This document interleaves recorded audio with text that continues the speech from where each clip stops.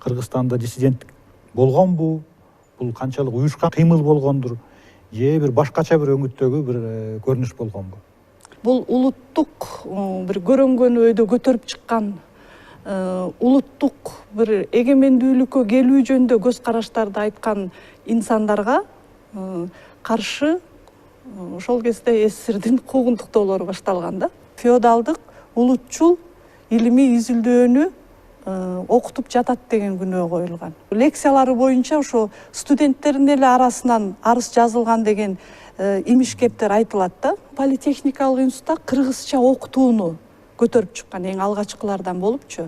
Мына ошон үчүн ага улутчул деген ушундай бир тагылып, Турдакын Усубалиев өзүнө чакырып, сен багы позицияларыңан, идеяларыңан кайра кайт деген учур болгон экен да.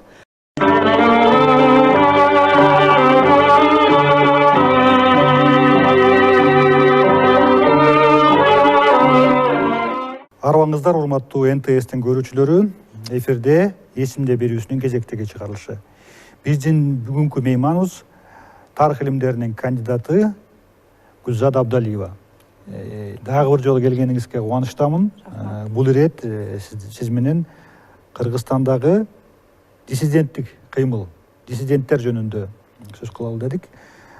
Диссиденттер эми кеңири түшүнүктө бул ошол мамлекеттик система, саясий системадан тышкары ой жүгүрткөн, мүмкүн баягы эркин ой жүгүрткөн, башкача ой жүгүрткөн адамдар деп түшүнөбүз. Диссидент бул мамлекеттик саясий системага каршы чыккандар деп билебиз да. Мисалы, үлгү катары бул постсоветтик аймакта бул Сахаров, Солженицын деп билебиз. Ал эми Кыргызстанда ошол советтик мезгилде дагы диссиденттер болгон деген пикирлер бар. Жакында эле угула баштады. Кыргызстанда диссидент болгонбу? Бул канчалык уюшкан кыймыл болгондур? Же бир башкача бир өңүттөгү бир көрүнүш болгонбу? Рахмат сурооңузга. Абдан Кыргызстан тарыхындагы деги эле ушул эки Кыргызстандын эгемендүүлүгүн басып өткөн тарыхында бул абдан орчундуу, маанилүү маселелердин бири болуп эсептелинет. Албетте бул акыркы мезгилде ушундай суроо коюла баштады да, бул Кыргызстанда диссиденттик болгонбу?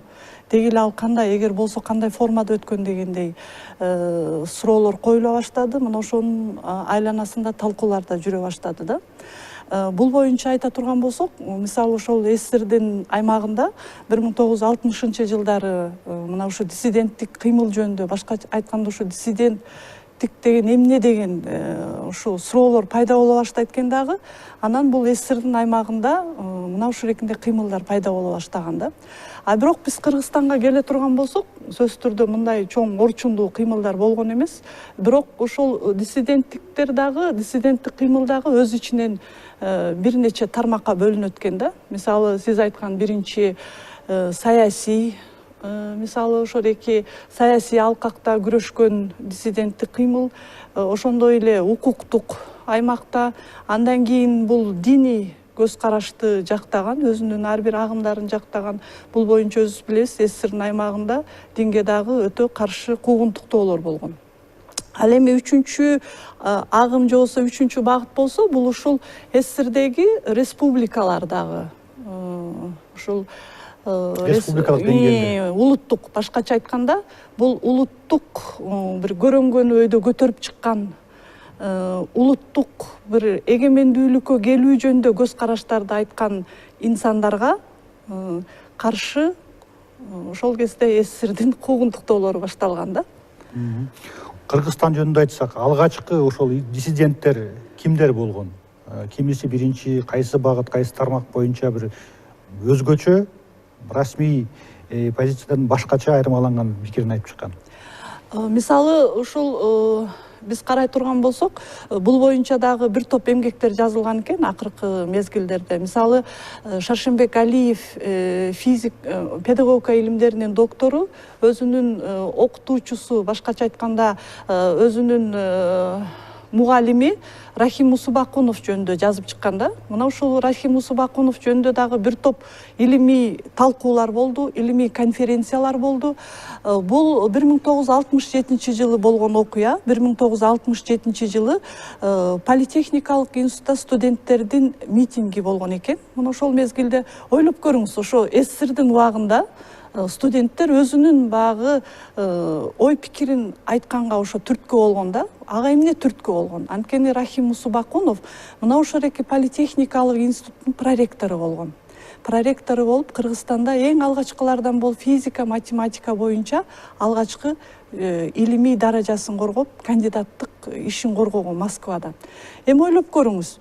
Мына ошол эки Политехникалык институтта иштеп жүрүп, айылдан келген кыргыз балдарынын мына ошол эки дифференциалдык математиканы окутуу боюнча кыйналгандыгын көрүп, ал өзүнүн матанализ деген эмгегин кыргызча жазып чыккан экен.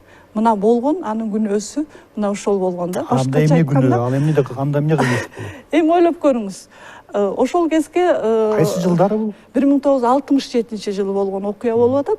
Ошол 1967 жылы ушул китепти жазды. Башкача айтканда улутчул деген. Ага ушундай клеймону тапшырган экен да. Математикалык анализ деген окуу куралын кыргызчага которгон үчүн. Жок, которгон эмес, ал өзүнүн эмгегин ушул эки дифференциалдык математиканы чогултуп, өзү матанализ деген эмгегин жазып чыккан. Кыргыз тилинде. Кыргыз тилинде 2 томдуу китеп. Болгон ошол. Болгон ошол. Мына анын күнөөсү ошол болгон. Анан өзү айтчу экен, бул Политехникалык институтта кыргызча окутууну көтөрүп чыккан эң алгачкылардан болупчу. Мына ошон үчүн ага улутчул деген ушундай бир тагылып, улутчул деген клеймо тагылып, жарлык тагылып, анан аны ошо кызматынан алынган. Кызматынан алынып, ошол проректор болуп иштеп турган экен.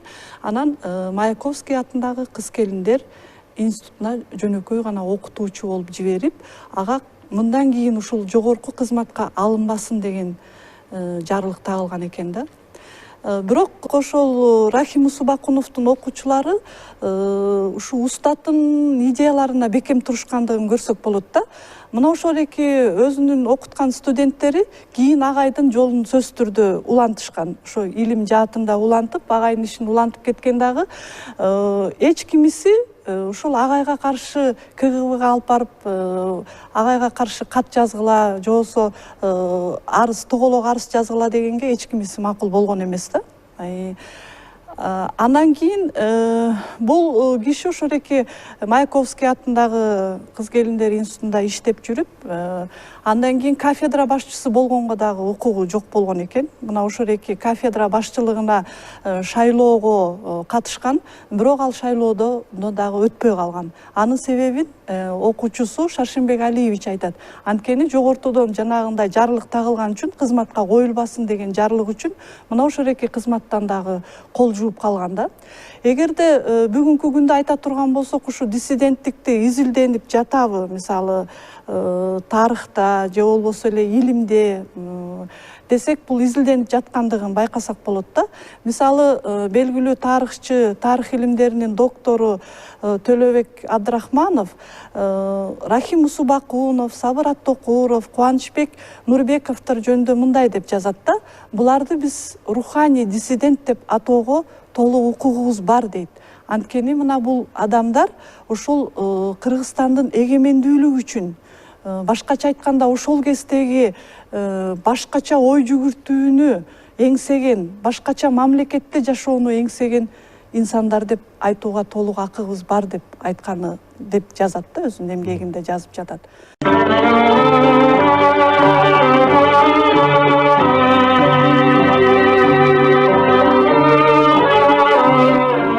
Кыргызстанда атап өттүңүз да, ошолорду кененирээк айтып берсеңиз, мисалы Сабыр Аттокуров деп угуп калабыз, бирок анын ошол кездеги режим алдындагы тырмакчада калганда күнөөсү, айыбы эмнеде болгон?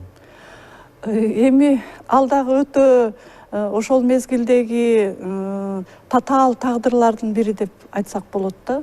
Мисалы анткени мен өзүм 1986 ушул тарых факультетинин 1-курсуна кабыл алындым. Андан кийин 1987 биз 2-курста окуп жатканда мына ушуреки тарых факультетинде Сабыр Аттокуровдун иши каралгандыгы жөнүндө уктук да. Бирок ал кезде бизге студенттерге эч ачык айтылган жок. Ушу мугалимдер арасында бизге окуткан эжелер, агайларыбыз кеп кылып калгандыгын угуп калдык. Анткени ошол 1900 кылмыш иши каралып жок, ошол агайдын кылмыш иши эмес, ошол тарых факультетиндеги окумуштуулар кеңешинде агайдын иши жана илимий эмгектери каралган экен да, көрсө. Талкууланган. Эми ойлоп көрүңүз, өзү этнограф, изилдөөчү, бул кыргыз этнографиясы боюнча 1953 жылдан баштап экспедицияны 71-жылга чейин экспедицияны уюштуруп, Кыргызстандын ар бир ошол төгөрөктүн 4 бурчунан санжыра, кыргыз элинин каада салты боюнча ушул студенттер менен биргеликте экспедицияларды уюштуруп, мына ушуреки экспедициялардын жыйынтыгынын негизинде кыргыз санжырасы боюнча алардын уруулардын таблицасын түзүп, алардын картасын түзүп, жана ошондой эле ошол эки боюнча, мисалы ошол кыргыз элинин санжырасы жана каада салты боюнча эле лекция окуган да. Мунанын болгон күнөөсү мына ошол эки болгон. Башкача айтканда, ошол 1987 жылы коюлган күнөө боюнча бул феодалдык, улутчул илимий изилдөөнү окутуп жатат деген күнөө коюлган. Ойлоп көрүңүз. Улутчулдугу, ошо феодалчылдыгы эмнеден алар байкашыптыр? Мисалы 20 жыл экспедиция жүргүзүп, 53-төн 20-71-ге чейин. Андан кийин мына 15 жылдай дагы иштеген экен, 87-жылга чейин.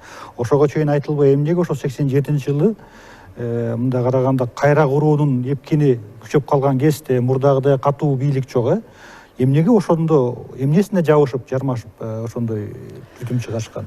Ошол Сабыр Аттокуровдун күнөөсү ал санжыраны окуткандыгында болгон. Башкача айтканда ошондо баштаганго, ага чейин айтпай. Жок, ага чейин деле айтылган экен. Бирок эми ал кезде бул боюнча такталган фактылар жок. Эми ошол лекциялары боюнча ошо студенттердин эле арасынан арыз жазылган деген имиш-кептер айтылат да. Бирок эми биз тарыхчы болгондон кийин андай фактынын бүгүнкү күндө ошол архивде мына ошол эки фактыга таянбагандан кийин мен ал толук мына ошол экиндей болгон деп айта албайм. Бирок сөзсүз түрдө мына ошол эки санжыраны жана кыргыз каада салттарын окуткандыгы үчүн күнөөлөнгөн да. Ошол үчүн жарлык тагылып, жумушунан бошотулуп, Илимдер академиясында жөнөкөй эле кенже илимий кызматкер болуп иштеп калгандыгына күбө болобуз да.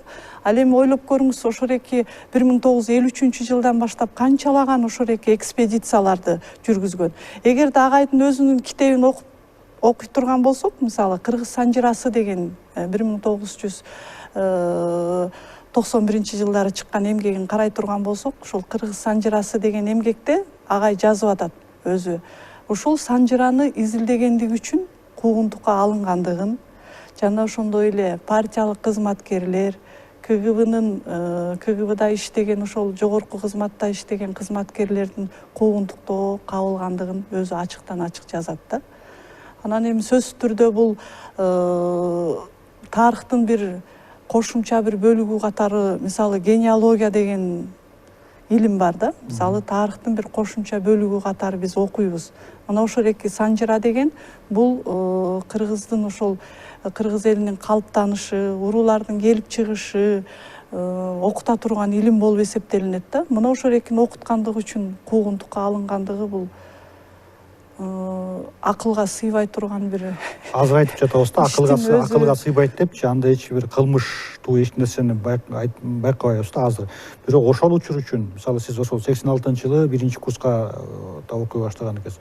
Ошол учур үчүн мейли бул баягы сталиндик мезгил болсо бир жөн да, анда байманаптык феодализмге каршы. Бирок ошол 87-жыл үчүн бул эмнеси менен коркунучтуу болгон да. Мисалы биз ал кезден кичинекей болдук, бирок азыр ойлоп мындай салыштырсак, бул өзүнүн мындай эркиндиктин алгачкы бир эпкиндери сезиле баштаган жылдар, 87-жыл.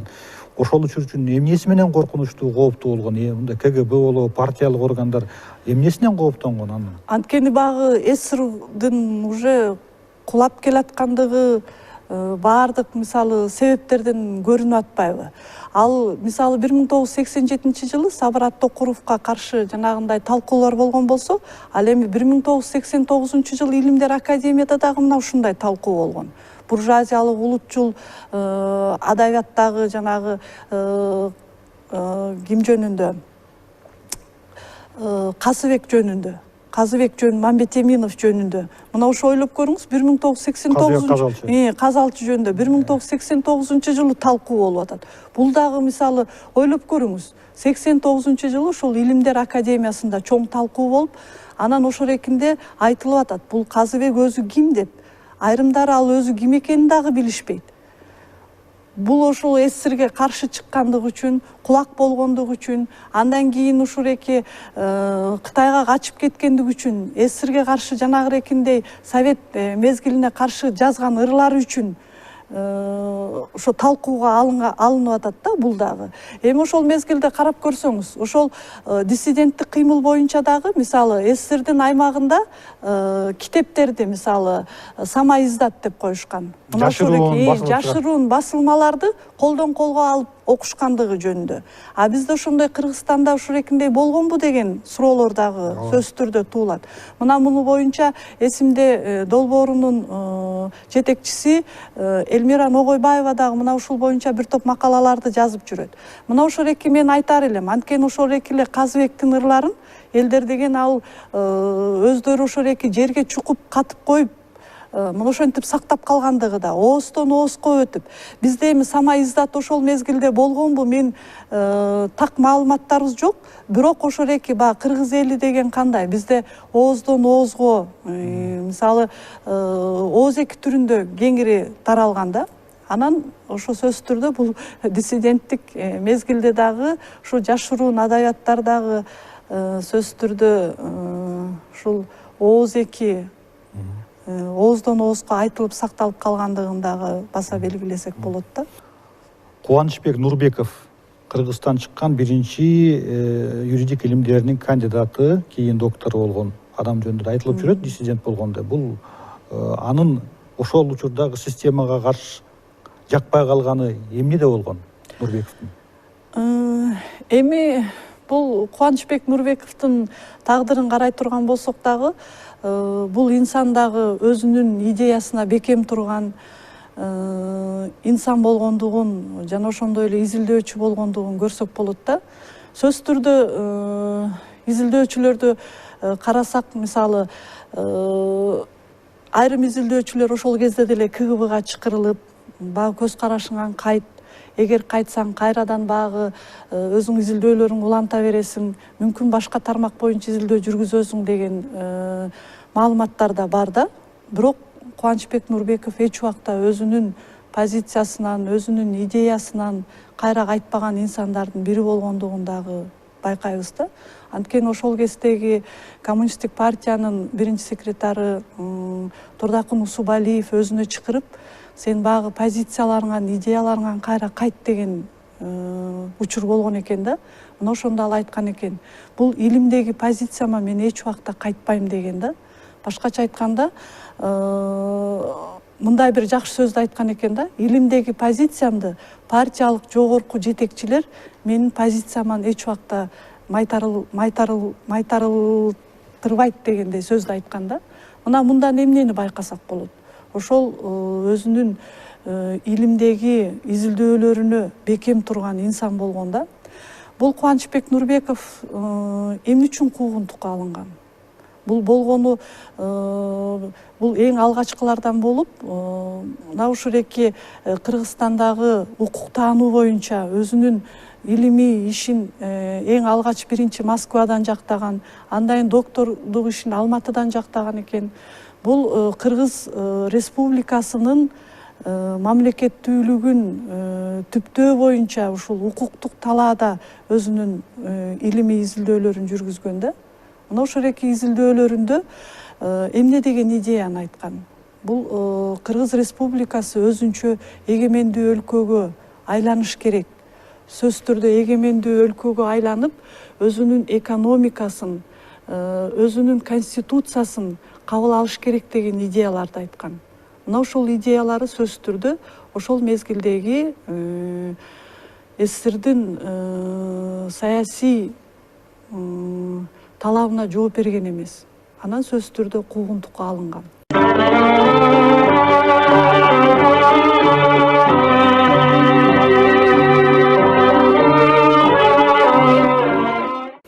Бул эми айтылып жүрөт, ошол учурдагы же конституцияда формалдуу түрдө болсо дагы ар бир республика өз алдынча болуп бөлүнүүгө укуктуу деген укуктук ченем болгон СССРдин Советтер Союзунун конституциясында. Ал болгону жок нерсени талап кылбай, болгон нерсени баш мыйзамда жазылган нерсени гана эске салып, ошого көңүл буруп койгон үчүн эле укугунтукка. Же андан дагы ашып кеткенби ал? Жок, ал жеке эле мына ошол эки конституцияда сөзсүз түрдө конституциялык беренелерди аткарышыбыз керек деген эмес. Ал сөзсүз түрдө ушул эки келечекте сөзсүз түрдө бул Кыргыз Республикасы эгемендүүлүктү алат, сөзсүз түрдө өзүнчө бөлүнөт. Башкача айтканда бул СССР сөзсүз түрдө ыдырайт деген көз карашты ошол 1968-жылы эле айткан экен да. Мына ошол эки 1968-жылы ушундай көз карашты айткан адамга сөзсүз түрдө куугунтук болгон. Анан куугунтук болгондон кийин ал партиядан чыгарылган. Партиядан чыгарылып, ал жөнөкөй эле катардагы кызматкер катары гана иштеп калган. Бирок ошого макул болгон эмес ал киши. Макул болбой, ошол Москвага чейин барып арызданып отуруп, кайрадан партиянын катарына кайрадан кабыл алынган экен. Мына ушунун өзү дагы ошол позициясыга бекем тургандыгы, бул инсандардын тагдыры ушул бүгүнкү күндө Кыргызстанда ошол жаштарга бир үлгү боло турган инсандын бир тагдырын айтсак болот да.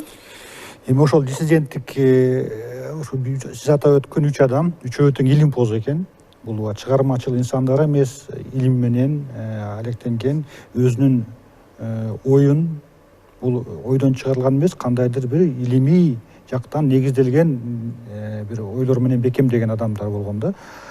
Эми ушул диссиденттерге каршы куугунтуктун болушунда ошонун себептери тууралуу айтсак да, ошондо өздөрү иштеген эле чөйрөдөгүлөр, өзүнүн эле мындай кесиптештери тарабынан ушул тоголок арыздар каяктан болгон?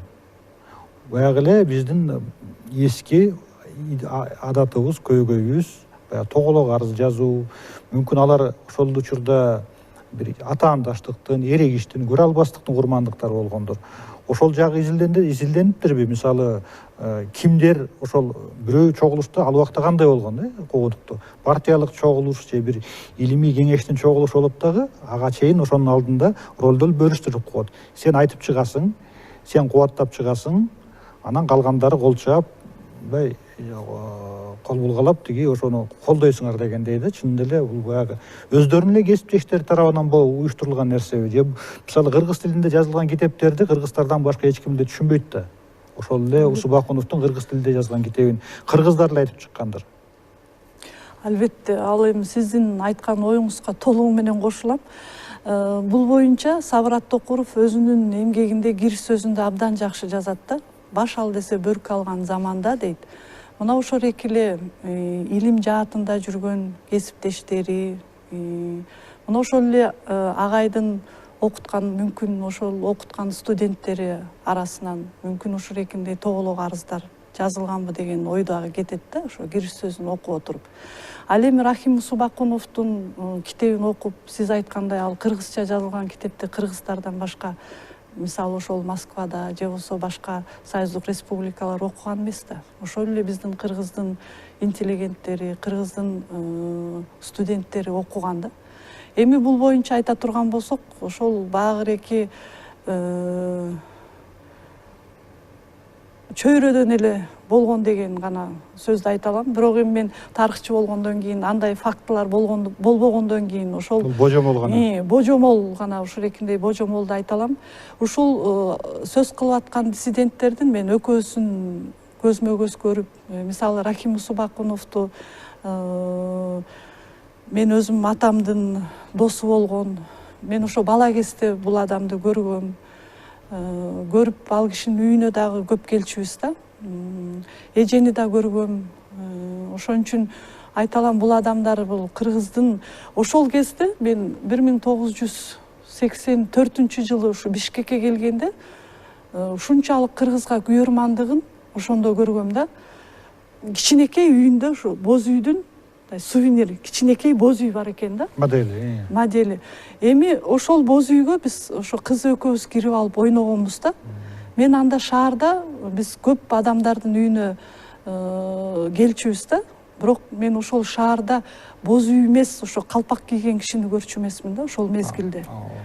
Анан кийин өзүм эми тарыхчы болуп калып, ой жүгүрткөндөн кийин ошол адамдын ошол мезгилдеги идеясы, улутчулдугу, мына ушунчалык кыргызды сүйгөн мекенчил адамдыгын мына ошол эркинден көрсөк болот да. Ал эми Сабыр Аттокуров агай менен биз Ишеналы Арабаев Кыргыз мамлекеттик университетинде агай менен чогуу иштеп калдым, агайдын өмүрүнүн акыркы жылдарында. Мына ошол эки мезгилде дагы агайдын жаш изилдөөчүлөргө, студенттерге берген тарбиялык маанидеги ар бир сөзү, мисалы менин бүгүнкү күндө кыт куйгандай ушул эсимде да. Агайдын ар бир басканы, ар бир сөзү, студенттерге берген билими, ушунчалык принципиалдуулугу, мекенчилдиги ушул ар бир сөзүнөн байкалып турчу эле да. Илимге болгон ушунчалык берилгендик, мисалы бүгүнкү күндө сөзсүз түрдө мына ушул эркиндей адамдардын чындыгында айтыш керек азайып баратышы дагы мени өкүндүрөт да. Бул эми биринчиден мына баарын айтабыз, илимге, өзүнүн кесибине, өзүнүн ишине берилгендиги. Эң башкысы, мисалы ошол эле бири Нурбеков Кыргызстан өзүнчө эгемендүү болууга толук негиз бар деп айтып чыкса, башкалары биздин улуттук аң сезим, каада салт, санжыра, тил маселесин көтөргөн экен да. Ошол учурда мына салыштыра кетсек, мисалы азыркы учурда биздин илимде болобу, мен ачык эле айтайын, журналистикада дагы кээ бир терминдерди кыргызчалоодо кыйналып калабыз. Мисалы биз билбейбиз да, чаржайттык. Бул сөздү кантебиз, мисалы атул дейбизби, жаран дейбизби деген сыяктуу ушундай учурлар көп да. Бирдиктүү азырынча бир терминдердин жыйнагы жок, которулган. Ошол учурда биз мисалы башка, мисалы кошуна мамлекеттерде болобу, же ошол Грузияда, мисалы Союз кезинде эле Грузияда грузин тили мамлекеттик деңгээлде таанылган тил болгон. Ошолордун эмгегинин мааниси тууралуу айткыбыз келет да. Мына ошолор кыргыз илимдеги илимий китеп, окуу куралдарын кыргызчалабай жатып, азыркыдай ошонун кесепетин азыркыга чейин сезип атабызбы деген ой келет да. Албетте, бул сөзсүз түрдө туура ой жүгүртүүнү айтып атасыз.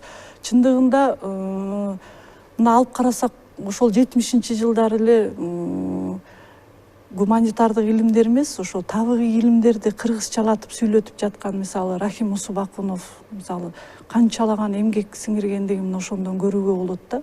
Ал эми гуманитардык илимдерде дагы эле болсо сиз айткандай ушул терминдерди, кыргызча китептерди дагы эле болсо албетте чыгарылып жаткан жок деп айта албайм, сөзсүз түрдө чыгарылып жатат. Бирок ошол дагы эле болсо мына ошол эки толбой калган нерсени, үсүл кесил болуп кеткен нерсени дагы эле толтура албай жаткандыгыбыз, мына ошонун себептери сөзсүз түрдө мына ошого барып такалат болуш керек да.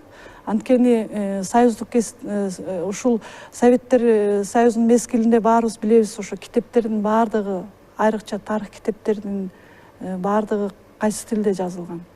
Орус тилинде. Сөзсүз түрдө Кыргызстан тарыхын биз окудукпу? Мисалы, ошол студенттик кездерде биз Кыргызстан тарыхын толугу менен окутулган жок. Ал кезде биз СССРдин тарыхы деген гана тарыхты окуп келбедикпи? Мына ошол эркиндей көз караштарга ушундай инсандар каршы чыккан, өзүнүн илимий изилдөөсү менен каршы чыккандыгын көрүп жатабыз да. Мисалы Сабыр Аттокуров ошол кыргыз элинин каада салты, этнографиясы, санжырасы менен өсүп келе жаткан муундарга жеткирүүгө аракет кылган.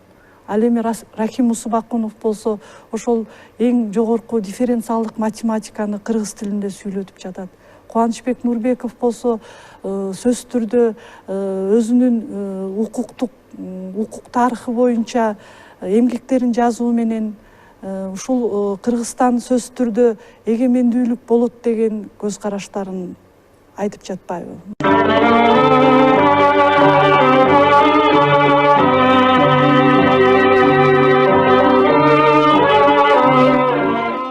Эми ошол 3 окумуштуунун тең эмгеги азыркы учурда канчалык бааланып, канчалык ага суроо талаптап коюлат да, бар да, бааланып пайдаланылып жатат. Анткени мурда алар үчүн алар куугунтук жеп, запкы жесе, азыркы учурда бааланып жатабы сиздин оюңузча? Ошол ошонун мындай акыбети кайтып жатабы? Сөзсүз түрдө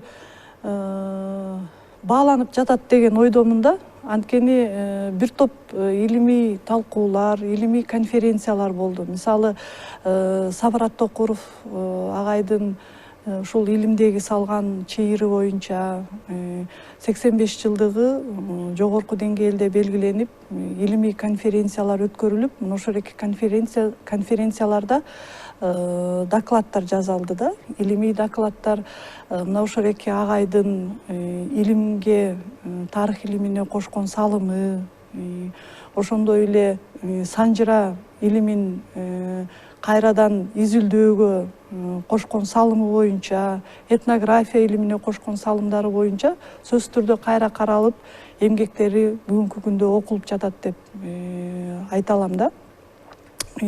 Ошондой эле Рахим Усубакунов боюнча дагы Ишеналы Арабаев атындагы Кыргыз мамлекеттик университетте бүгүнкү күндө, анткени башында айтып өттүм, политехникалык институттан куулгандан кийин ушу Маяковский атындагы Кыз келиндер институтунда ошо агай иштеген Рахим Усубакунов.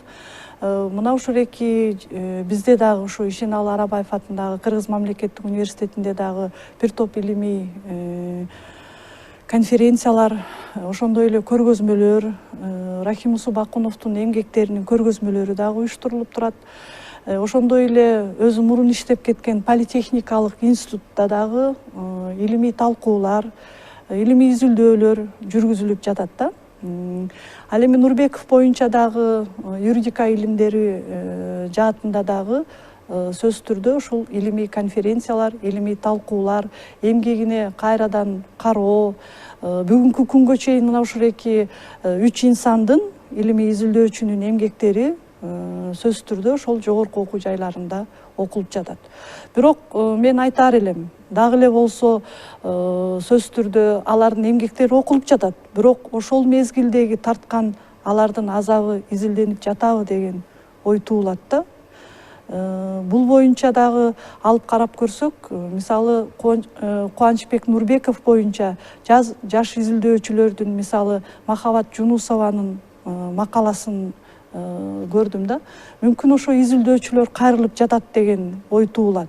Бирок сөзсүз түрдө булардын моралдык жана материалдык тарткан азаптары сөзсүз түрдө изилдениш керек деп ойлойм да. Ошол тарыхта өз баасын алыш керек. Эмне үчүн мына ушул экиндей куугунтукка туушар болду? Алардын ойлору эч кандай, мына өзүбүз айтып өттүк, жогоруда, эч кандай ошол эсирдин кээ бир каршы келген ойлорду деле айтышкан эмес. Болгону ушул эки улуттук кыргыз элинин баалуулуктарын, анын мамлекеттүүлүгүн боюнча гана сөз кылган изилдөөчүлөр болуп жатпайбы? Ошондуктан сөзсүз түрдө мен ойлойм, бул боюнча дагы алардын ушу диссиденттик боюнча же болбосо алардын куугунтукка алышы боюнча талкуулар жүргүзүлсө деген ойду таштамакчымын да. Талкуулар жүргүзүлүп, илимий изилдөөлөр жүргүзүлсө деген ойду айтмакчымын. Туура, алар реабилитация албетте болду, мындай моралдык реабилитация болду. Бирок ошону менен бирге ушундай нерселерди келечекте азыркы учурда болтуруу максатында мүмкүн бул жагымсыз иш болор. Мүмкүн айрым бир нааразычылыктар чыгарат, бирок ошол куугунтуктоого кимдер катышкан?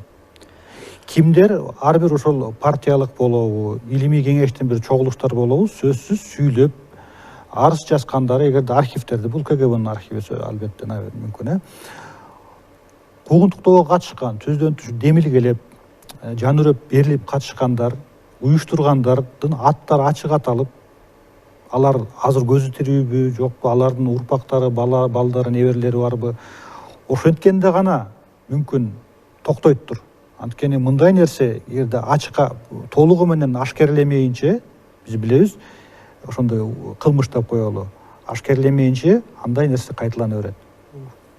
Кандай дейсиз? Албетте, бул боюнча дагы ушу тарыхчылар акыркы күндөрү айтып жүрөбүз. Ушу КГБнын архиви ачылып, ушул жашыруун, эң жашыруун деген грифтеги материалдардын баары ачыкка чыгыш керек деген ойду айтмакчымын да. Анткени сөзсүз түрдө тарых өз баасын алыш керек, эртеби кечпи. Сөзсүз түрдө эми андан бери канча мезгил өттү? 67-чи, 68-чи, 1987 жылда атабыз, 50 жылдан кийин сөзсүз түрдө бул архивдин өзүнүн мыйзамы бар. 50 жылдан кийин анын баалуулугу жоголот. Мына ошол эки принципке таянып туруп эле архивтерди ачыш керек деп ойлойм да. Анткени тарых сөзсүз түрдө өз баасын алыш керек да. Ошол эле мисалы ошо адамдын тазалыгы, улуулугу боюнча ушу биз келечектеги өсүп жаткан муундарга ушу тарбия берүүдө мына ушул инсандардын тагдырынан мисал алышыбыз керек да. Ушу кандай буттосуулар болгон экен. Ошол адамдарга алар Борбордон же болбосо Москвадан башка жактан келген эмес да, аларды куугунтук болсун деген. Мына ошол эле арасынан, чөйрөдөн, өздөрү иштеп чыккан эле чөйрөдөн чыккан. Мисалы ушу Рахим Усубакуновдун докторский даяр болуп калганда Москвадан ушу илимий жетекчиси айткан экен. Ушу уруксат берип койгулачы, докторскийин жактап алсын. Даяр болгон да. Дегенде ушу биздин эле ушул жергиликтүү ошо партиялык ишмерлер, мүмкүн илимий кызматкерлерби, мен аны айта албайм так. Ушу уруксат берилген эмес да. Мына ушунун өзү эле эмне деген суроо туулат. Ушул буга чейинки берүүлөрдө дагы мына сиз менен сиздин кесиптештер, тарыхчылар менен ушундай маектерди учурунда биринчи жолу болуп жаткан жок да. Барып эле маселе архив маселесине такалган учурлар көп экен да. Көп нерсеге жоопту ала албай жатабыз алиге чейин. Анткени архивтер жабык. Архивтерге уруксат жок кирүүгө, кайсы бир категориядагы документтер өзгөчө жашыруун деген гриф менен сакталып турат. Ошондуктан бул сиздердин тарыхчылардын изилдөөлөрүнө тоскоол болуп жатыптыр. Көп нерселердин бети ачылбай жатыптыр азырга чейин. Ошол учурда кошуна мамлекеттерде, Россияда, Казакстанда тарыхчыларга, архивтерге кирип изилдөөгө баардык шарттар түзүлгөн. Бизчелик чектөө жок деген дагы пикирлерди угуп жатам. Ооба, ал боюнча мисалы союздук республикаларды алып карай турган болсок, Прибалтика бул канчанчы жылдар эле, мындан канча жыл мурун 30 жыл мурда эле баардыгын ачык, аларда ачык жана баардыгы цифралаштырылган. Ошондой эле Грузияда, Украинада, эми коңшу эле Казакстанды алып карай турган болсок, ал жерде деле мисалы архивке барсак, ал жерде деле баардыгы ачык, цифралаштырылган. Биз эч убакта барып иштөөгө баардык шарттар түзүлгөн. Мына ошол эки архивтерге барып иштеп келгенде, сөзсүз түрдө биздин Кыргызстандагы архивтердин абалын көрүп, ар бир тарыхчыны ойлонто турган маселе да. Биз тарыхчыларга ушу архивтерге барып иштөөгө мисалы көптөгөн кыйынчылыктар туулат. Ошол эле мисалы Өзбекстандын архивине барганда дагы толук ачыла элек. Мүмкүнчүлүк ала албайбыз. Ошо киргенге, архивке изилдегенге. Ал эми Казакстанга барып изилдегенге бизде толук мүмкүнчүлүк бар. Архивтердин баардыгы ачык. Уруксат бар. Материалдык мүмкүнчүлүк чектелүүдө. Албетте, ал материалдык мүмкүнчүлүк чектелүү, бирок ошо менен эле алар изилдеп, ошол эле архивтерде чоң проектилерди жасашкан да. Мына ошол эле биз айтып аткан диссиденттик боюнча, дүйнөлүк согуш боюнча, экинчи дүйнөлүк согуш боюнча, бул боюнча дагы ачык да, материалдардын баардыгы ачык. Анан бизге келгенде эле, Кыргызстанга келгенде эле эмнегедир азыр айрым чектөөлөр бар. Эми бул борбордук архивдерди айтпайбыз, ал жерде материалдар ачык бүгүнкү күндөчү. Ал эми биздин мына бул коопсуздук комитетинин архиви көптөгөн материалдар мына ушул жерде да. Мына ушул эки архив ачылса деген ойду бүгүнкү күндө ар бир тарыхчынын ушу ой тилеги болуш керек деп эсептейм да. Эми ал архивди зар болуп чыдамсыздык менен күтүп жатсаңыздар керек. Албетте, аны ушул эки ар бир тарыхчынын эле макаласын карасаңыздар, мына ушул эки архив ачылса деген ой тилек, үмүт менен жашап келе жатабыз. Эми ачылып калат деген үмүт дагы эле бар да бизде. Гүлзат айым, сизге чоң рахмат. Келечекте дагы башка бир ачылбай жаткан, белгисиз болуп жаткан, толук маалымат жетишпей жаткан бир биздин тарыхыбыздын барактарын тууралуу сөз кылабыз, маек болот деп ишенем. Ден соолукта болуңуз. Рахмат. Рахмат, сиздерге да ишиңиздерге ийгилик каалайм. Урматтуу НТСтин көрүүчүлөрү, эсимде долбоорунун кезектеги чыгарылышын көрүңүздөр. Келерки эфирлерге чейин бар болуңуздар.